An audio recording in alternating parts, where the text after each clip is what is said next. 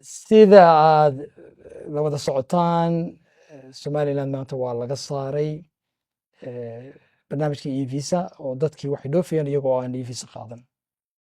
arrintan waxa weeye horta waa mid ku meel gaadho oo laakiinse guuri noo ah, waayo weli waxay qorshayaashii kale la waday waa iska sidoodii oo bisha 27 weli waxay la qorsheynayaa in qof kasta oo dhoofa ama qof kastoo dhoofaya macluumaadkiisa loo sii diro Muqdisho. waxyaabihii kale la waday ee la doonayay in somaliland lagula dagaalamo iyo ciddii xasan sheekh ka soo horjeedabana weli waa sidoodii. marka horta marka taasaa horta inoo caddaynaysa in weli qorshayaashii aan laga bixin.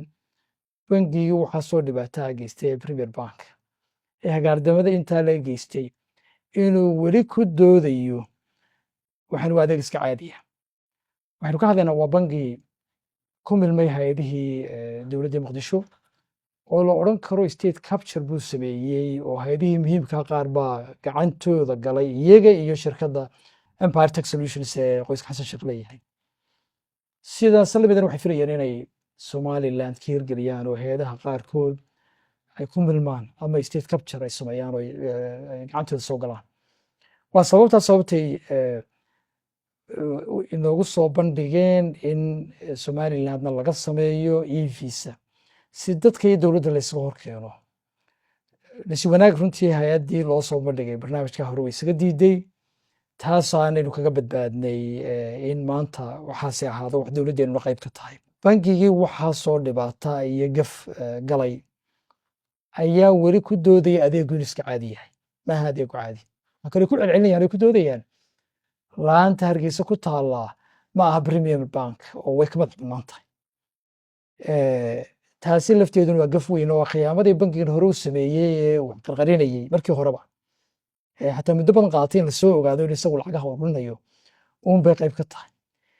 tanna waxay usii leeyihiin imakee loogu celcelinayaa ee weliba dadka ugu soo hanjabayaan waxa weeye si aan waxa kalay soo wadaan loogu qabsan oo loo yidhaahdo waa premier bank kale. halkan waxaad ka doonaa website-kooda marka la galo meesha ay ku taallo locations waxaa ka soo baxaya bangiga premier bank inuu hal mid yahay, waxa kalena ay yihiin un laamo. marka imika halkan clipkani la daawada halkan ku yaala waxaa ku soo baxayso halkaa aad ka arkaysaa marka dalbato tiraahdo branch laamahii ay premier bank ku lahayd meel walba. waa tii xamar weyne, waa tii xarunta Muqdisho ahayd, tii Burco, xarunta Durdure Hargeysa, ta Wajaale, ta Boosaaso. meel la kuma taalo bangiyo kala madax bannaan. dadka macaamiisha jooga Boosaaso, Kismaayo iyo Hargeysaba waxay la wada xidhiidhaanuun info@premierbank.so. marka system quruu leeyahay, maamul quruu leeyahay, xarun quruu leeyahay. marka waa bangi qura. dooda beenta ee khiyaamada la leeyahay wuu kala madax bannaan yahayna waa runtii mid caqliga dadka lagu ciyaarayo. waa hal bank wixii bangiga premier bank sameeyo laamihiisuna qayb un bay ka yihiin. waana sababta markaa e-visa markii hore waa laanta hargeysa u soo bandhigtay dowladda ay doonaysa inay iyadana halkan laga dhaqan geliyo. kolka anigu waxaan maanta leeyahay horta waanigii la hadlay boorka way diideen inay bahasha ka baxaan.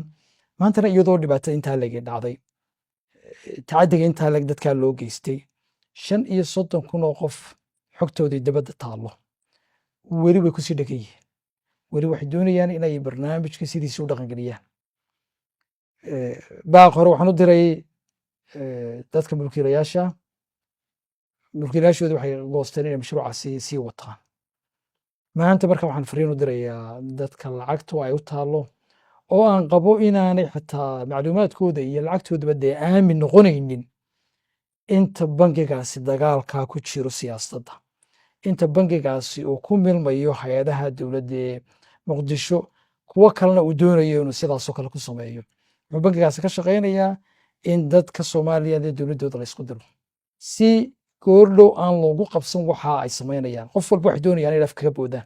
marka saasaan runtii maanta kula talinaya macaamiisha bangiga Premier Bank meel kastoo ay joogaanba inay lacagahooda kala baxaan, weliba ay taana u sameeyaan si salmiya iyagoon dhibaato samaynin, iyagoo weliba ixtiraam u hayo ilaalinaya shaqaalaha laamaha oo iyagu aan waxaan qayb ka ahayn.